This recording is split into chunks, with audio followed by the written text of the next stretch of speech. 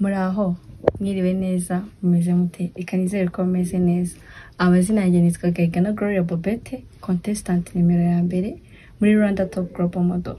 Ndi hano kugira ngo ubwire process wacamo Tora kugira ngo nshyigikire nzegukane Rwanda Top Global Model 2024.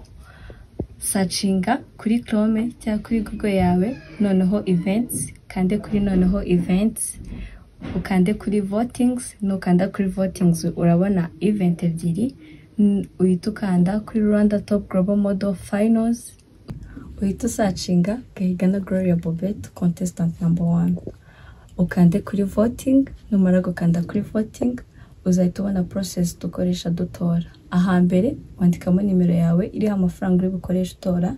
Aha kabiri kuri option uhitamo option, hariho amafaranga agiye atandukanye, 100 ni ijwi rimwe, amajwi 5 ni 500 kuzamura. So iyo umaje gushyiramo option yawe ukanda proceed with payment.